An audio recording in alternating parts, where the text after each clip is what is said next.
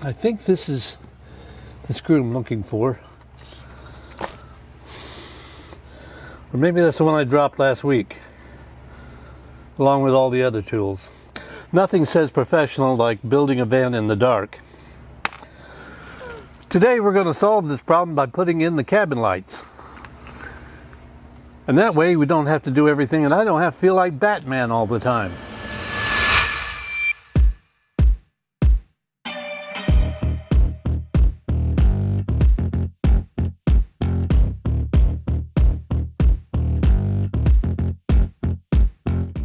In our last video, we sealed up the big holes in the van, the fans, the window, and the rooftop air conditioner. But there's one thing still missing: light inside the cabin.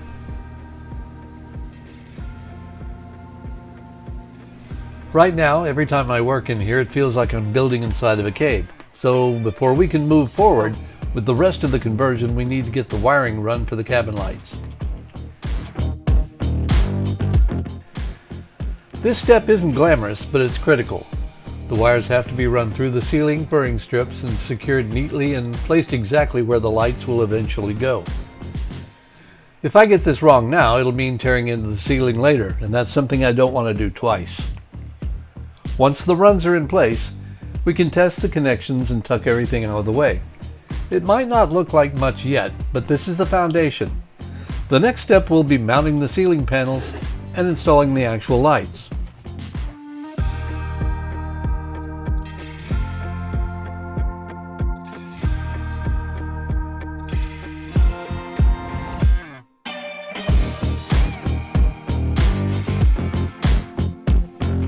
For now, we've got the wiring ready, and we're one step closer to turning this dark shell into a usable workspace.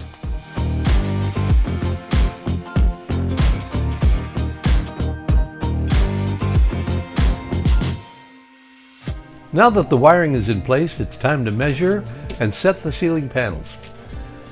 This is one of those steps where precision really matters. If we're off just a little bit, it'll look crooked once it's finished. We're using a wooden spacer about 3/8 inch thick to keep the gap consistent against the ceiling. With that in place, tapping screws will hold the panel securely into the ribs. Each section gets cut to size so that it lands cleanly on the structural ribs. And then we mark out our 6 light locations spaced evenly down the center. That works out to about 1 foot apart for a total of 5 feet front to back. Taking the time to measure and center everything now means that once the panels and lights are in, the whole ceiling will look square and even intentional, not something somebody slapped together. We had a little bit of a delay when the drill bit was bent, so we had to take it apart. But once we got it put back together, we were back on track, and eventually we drilled the holes one by one. The first panel fit perfectly, which means that we can use it as a template and mirror the layout for the other side. In the end, we'll have a grand total of 12 lights spread evenly across the ceiling. With the drill bit sorted out, we started punching holes, beginning at the back and working our way forward. Since the panels are MDF, we had to be careful not to tear them up.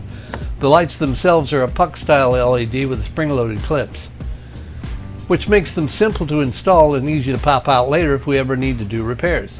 Just pull the wires in, push the fixture into place, and you're set. Of course, nothing makes wiring fun like 96-degree heat inside the van, so I sat down with the panel in my lap and wired each one in parallel, making sure that they all got 12 volts. These lights are also dimmable, so wiring them this way will give us flexibility once the dimmer switch is installed.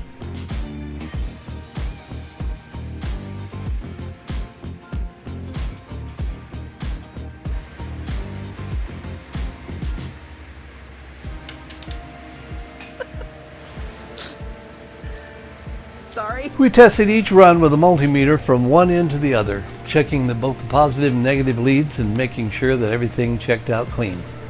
With continuity confirmed, it was time to mount the panel back up into the ceiling.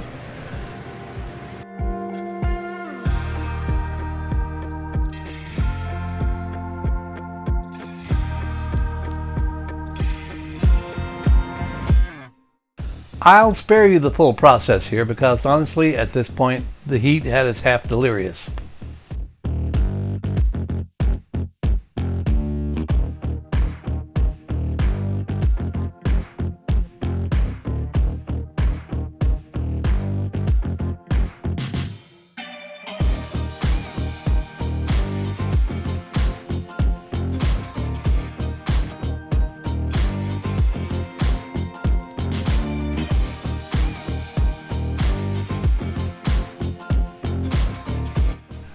And just like that, without the comedy soundtrack, the wiring run is complete and ready for the ceiling.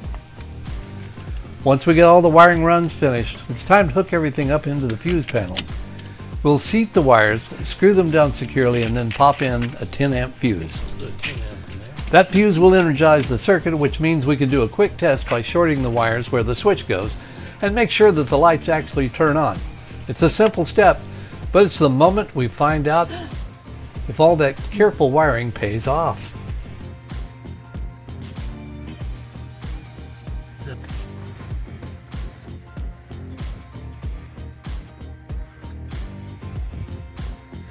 Ta-da! Yay!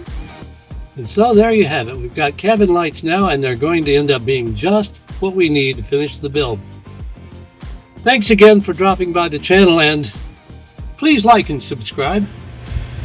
I'm going to go get on the cool side of the door, and I'll see you all in the next episode.